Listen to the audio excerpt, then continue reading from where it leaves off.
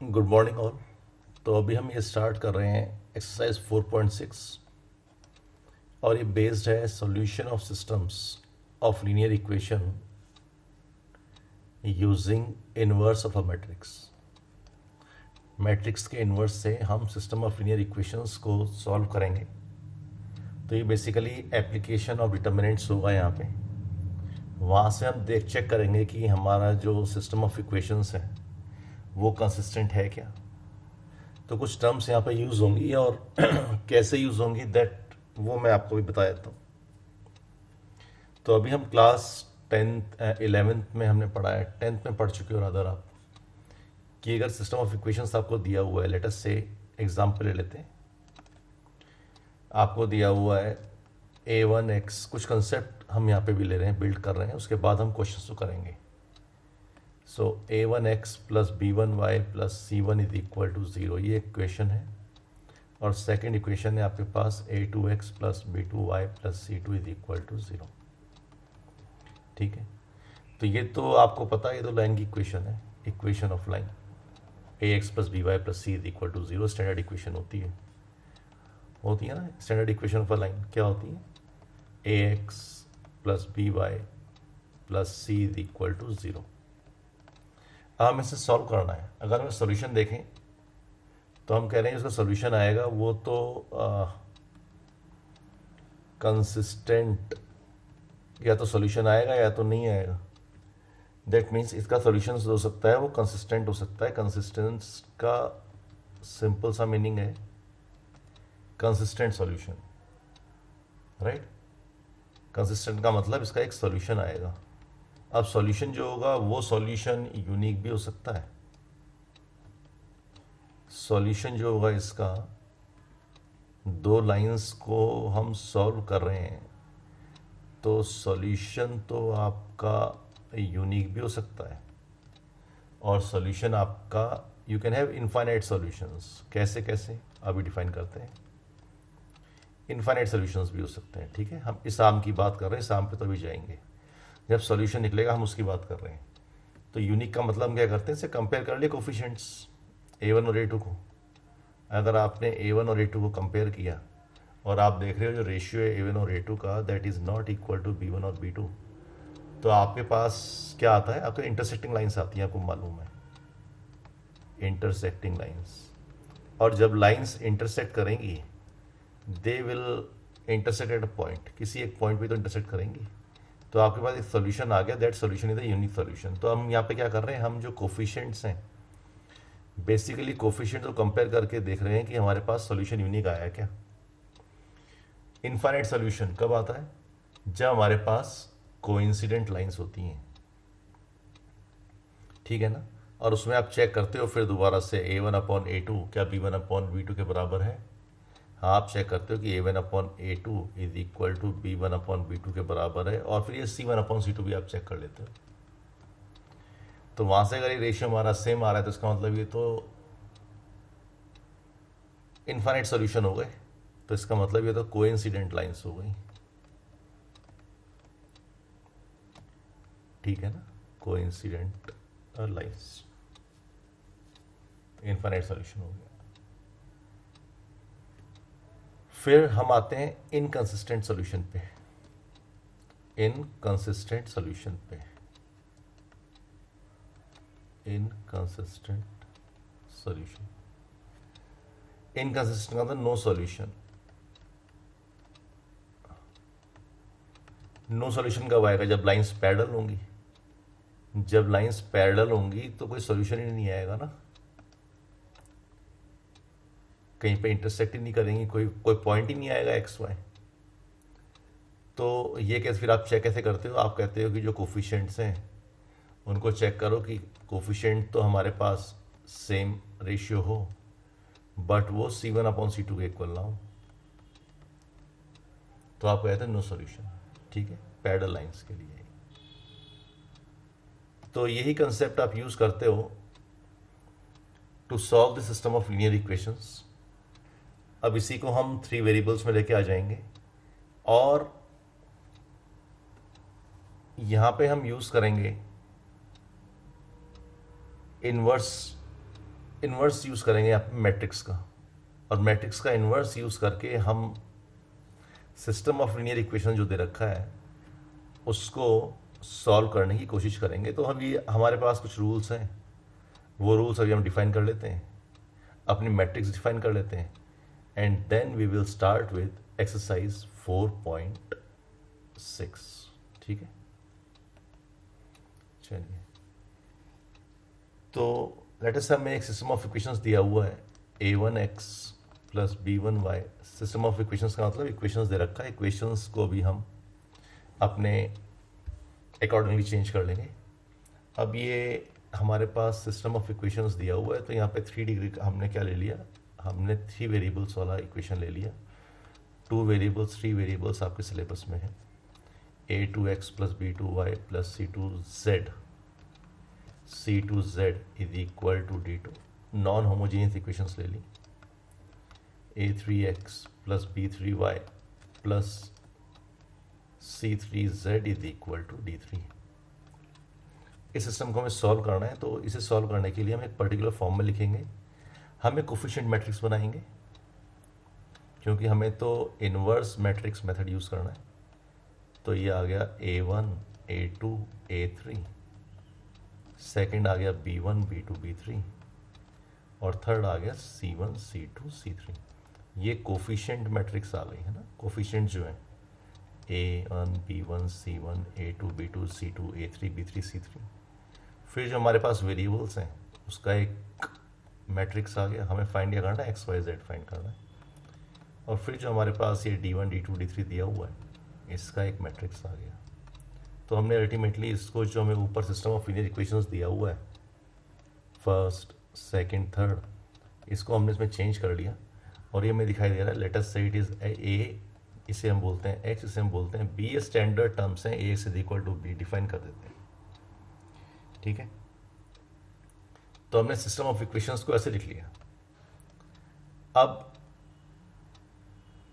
इसमें दो चीज़ें हो सकती हैं, या तो ये जो वैल्यू आएगा डिटर्मिनेंट जो a आएगा, कोफिशिएंट्स हैं यहाँ पे हम इसका डिटर्मिनेंट निकालते हैं, या तो डिटर्मिनेंट 0 आएगा या डिटर्मिनेंट 0 नहीं आएगा।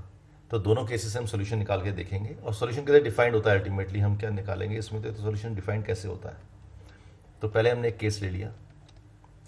तो पहला केस है कि अगर a सिंगुलर मैट्रिक्स है, a is singular. a singular का मतलब क्या हुआ, सॉरी a नॉन सिंगुलर ले लिया पहले, सिंगुलर होगा डिटरमिनेंट 0 हो जाएगा। तो a is non singular, that means determinant a is not equal to 0।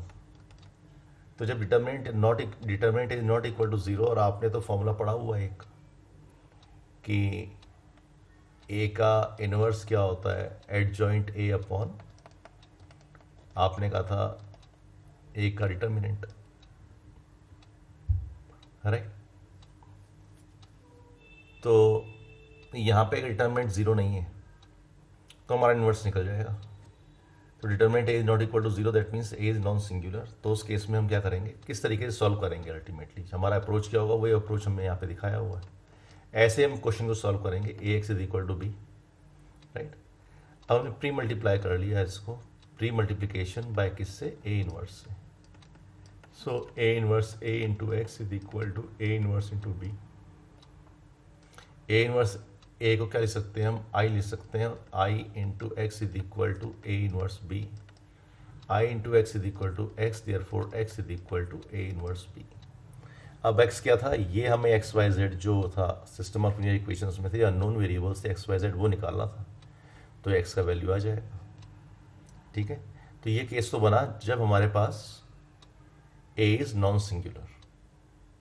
तो जब नॉन सिंगुलर होगा तो हम ये अप्रोच यूज करेंगे, और जब सिंगुलर होगा दैट मीन्स डिटरमिनेंट 0, तो हम कैसे आगे अप्रोच करेंगे वो देख लेते हैं।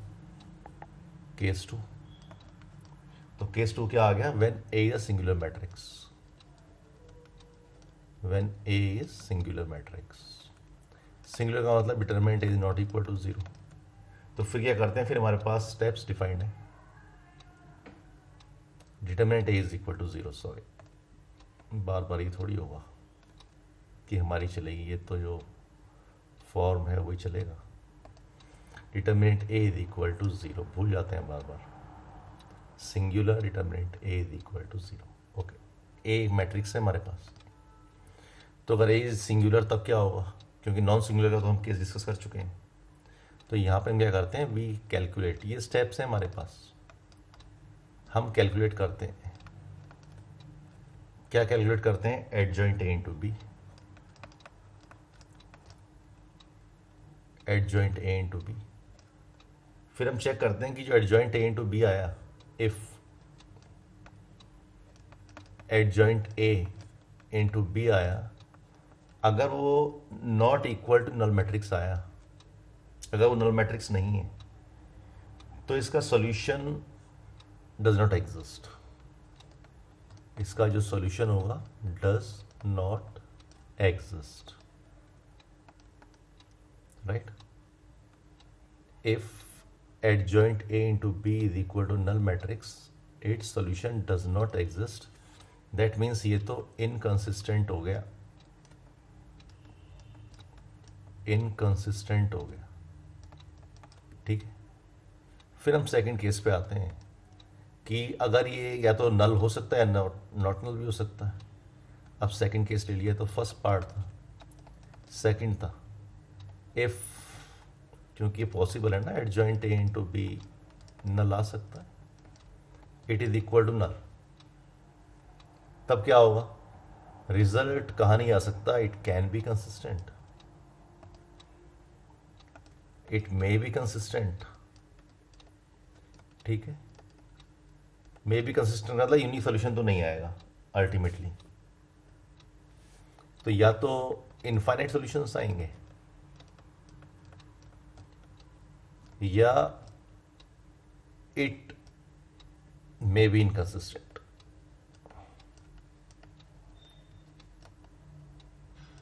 ठीक है।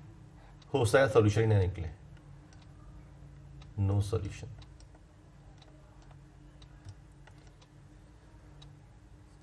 तो अगर adjoint A into B is not equal to null, तो solution does not exist, definitely does not exist, लिख देता हूं ठीक से, डज नॉट एग्जिस्ट।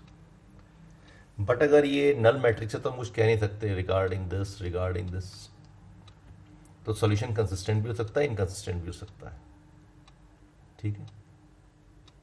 तो अब आगे हम स्टार्ट करते हैं अपनी exercise 4.6 based on this one. तो ये पहला क्वेश्चन है, चेक फॉर कंसिस्टेंसी। तो कंसिस्टेंसी चेक करने के लिए सबसे पहले क्या चेक करेंगे, डिटरमिनेंट चेक कर लेंगे।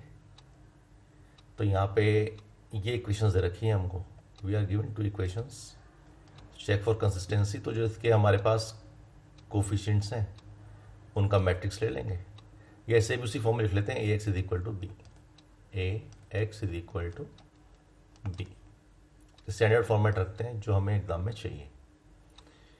तो ये आ गया 1 2 2 3 coefficient matrix into x, x क्या आ गया, एक्स तो एक्स और वाई हैं वेरिएबल्स, और ये दिया हुआ है हमको 2 3। अब चेक करने के लिए हमने इस डिटरमिनेंट को चेक कर लिया, तो डिटरमिनेंट ए क्या आ गया, ये तो 3 - 4 आ गया, दैट इज इक्वल टू -1। ये तो ज़ीरो है नहीं, तो इसका मतलब इसका जो रिजल्ट आएगा हमें एक यूनिक सोल्यूशन मिलेगा, and the system is consistent, ठीक है ना, यूनिक सॉल्यूशन, एक पॉइंट मिल जाएगा हमको।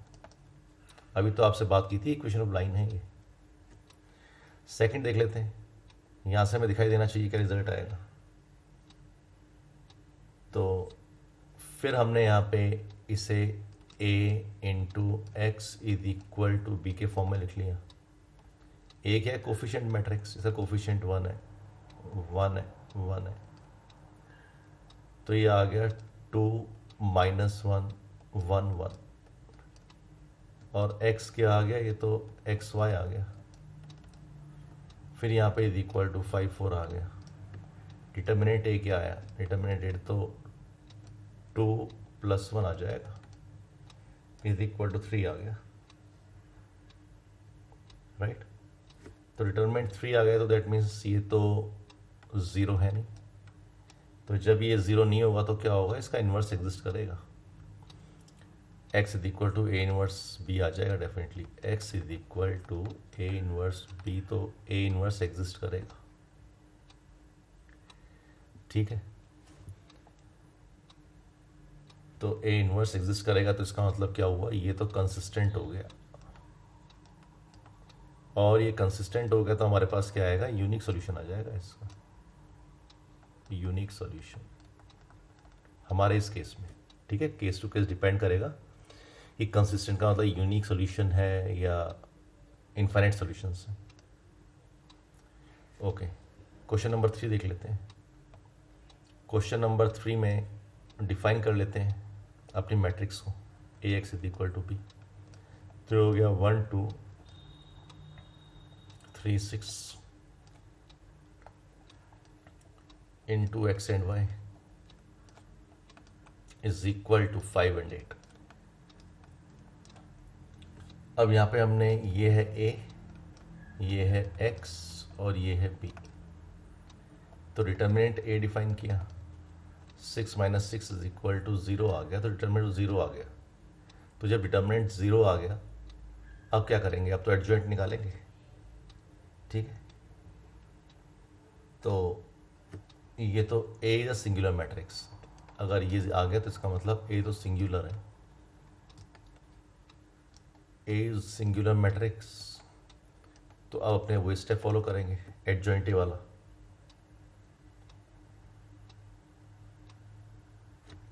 ठीक है, बट अभी हमें सोल्यूशन नहीं निकालना है, हमें तो ये बताना है कि बस इसका रिजल्ट क्या आएगा, ये इनकंसिस्टेंट है या कंसिस्टेंट है। तो पहले तो हम क्या करें, पहले तो एडजॉइंट ए इंटू बी निकाल लेते हैं। Find adjoint A into B. Adjoint A क्या आ जाएगा, एडजॉइंट तो आपको निकालना आता है। इनके तो हम क्या चेंज करते हैं, पोजीशन चेंज करते हैं। तो एडजॉइंट आ गया हमारे पास 6 1, और इन दोनों के हम साइन चेंज करते हैं, कर चुके हैं। इनटू बी कर लेते हैं, बी है 5 8, adjoint A into B, right. इसका वैल्यू क्या आएगा, 6 इंटू 5 माइनस 3 इंटू 8, 30 माइनस 24, ये तो 6 आ गया, और माइनस 10 प्लस 8 माइनस 2 आ गया। तो ये तो not equal to null matrix आ गया, ये तो एक मैट्रिक्स आ गया ना, not equal to null matrix. तो जब ये equal to not equal to null matrix है, तो इसका मतलब ये तो solution does not exist, solution does not exist.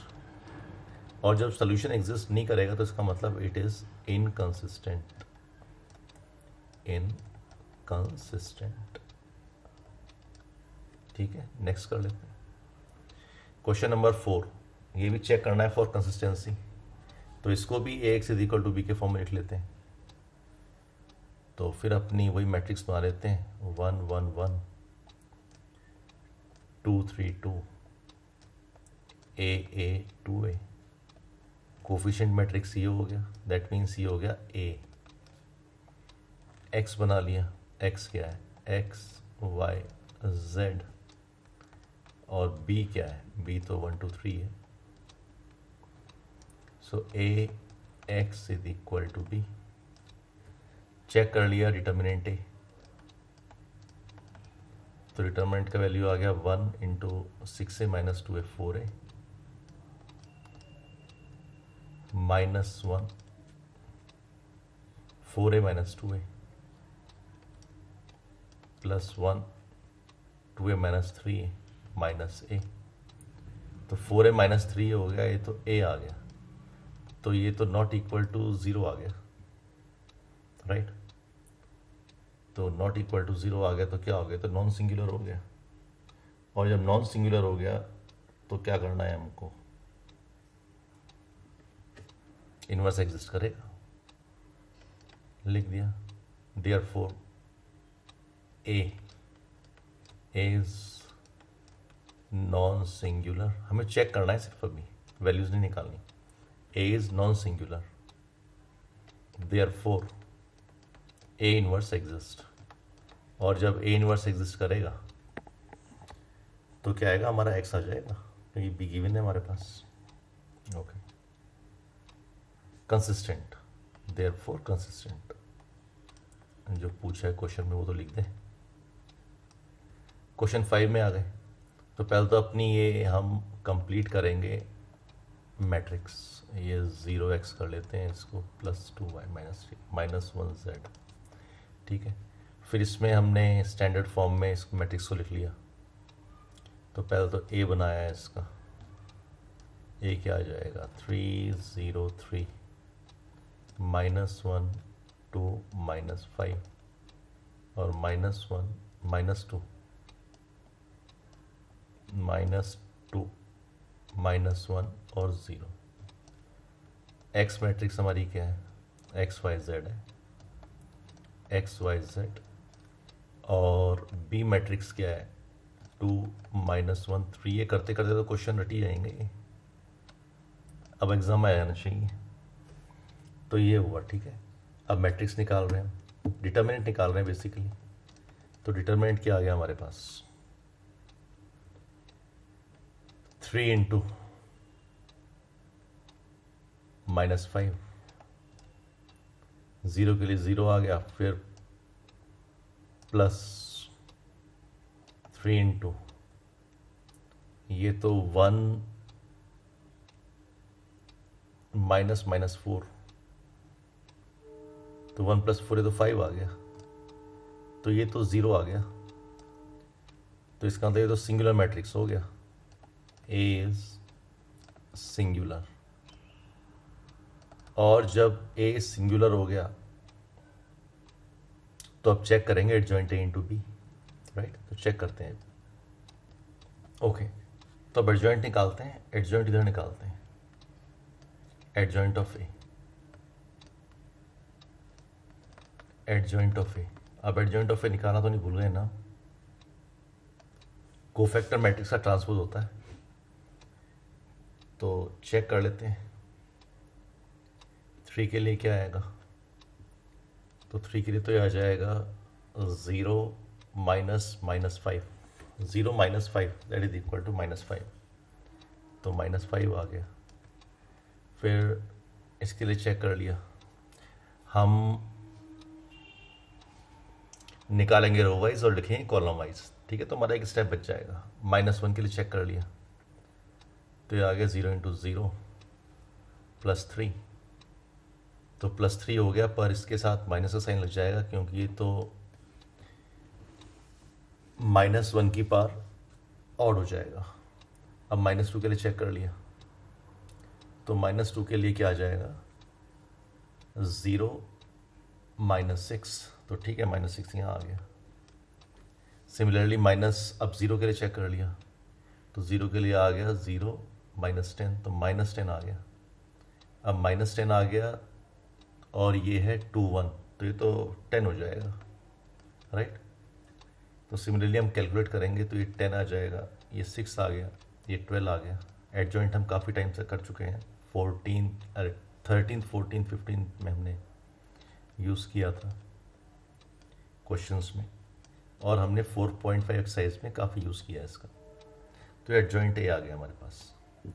अब एडजॉइंट ए × बी करना है हमको, क्योंकि हमें तो एडजॉइंट ए × बी निकालना पड़ेगा। तो एडजॉइंट ए × बी, बी क्या है, तो 2 -1 3 है, 2 -1 3, तो ये जो आएगा रिजल्ट आ जाएगा हमारे पास, एक कॉलम मैट्रिक्स आ जाएगा। तो -5 × 2 -10 +10, इट इज -10 -10 -20 +15 5, ठीक है। First row and this column. फिर सेकेंड रो, -6 -12 -12 +9 -3 आ गया, ठीक है, माइनस है, सॉरी। और लास्ट में last row into this column, तो -12 और -12 -24 प्लस 18 माइनस 6, तो ये तो ज़ीरो है नहीं, it is not equal to a null matrix basically. तो जब ये नल मैट्रिक्स का इक्वल है नहीं तो ये तो क्या हो गया, solution does not exist, solution does not exist. तो जब सॉल्यूशन एग्जिस्ट नहीं करेगा तो क्या हो गया, इट इज इनकंसिस्टेंट,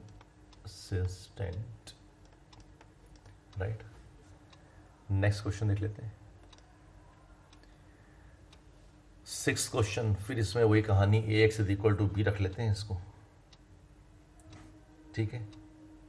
तो वही स्टेप्स करें हम, इसको लिख लिया A x is equal to B के फॉर्म में, तो ए मैट्रिक्स बना लिया था जल्दी से। ये आ गया 5 माइनस 1 4 2 3 5, कोफिशिएंट मैट्रिक्स हमारा बन गया, it is ready. X matrix बना लिया, एक्स वाई जेड, और बी तो हमें दिया ही हुआ है, इसे तो सिर्फ यहाँ पे लिखना है, is equal to B. Determinant of B निकालो फटाफट, डिटरमिनेंट ऑफ ए निकालो, सॉरी। तो इसका डिटरमिनेंट क्या आ गया, 5 इंटू 18 माइनस माइनस 10 28, अरे बाप रे बाप। फिर plus 1 12 minus 25 minus 23, 12 minus 25 minus 13,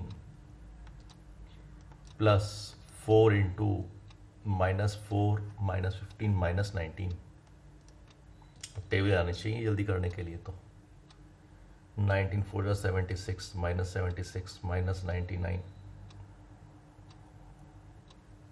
minus 76 और माइनस 89, तो ये तो हो गया 140 माइनस 89, और ये तो आ गया 51, तो ये तो ज़ीरो नहीं है अभी।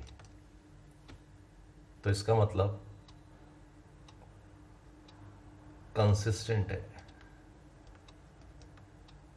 system is consistent as A is non-singular, as A is non-singular, therefore A inverse exist, ठीक है। और A inverse exist करेगा तो इसका तो यूनिक सॉल्यूशन आएगा, दिखाई दे रहा है हमारे केस में, ओके। तो अब तो हमें इक्वेशंस को सॉल्व करना है, ठीक है। तो सॉल्व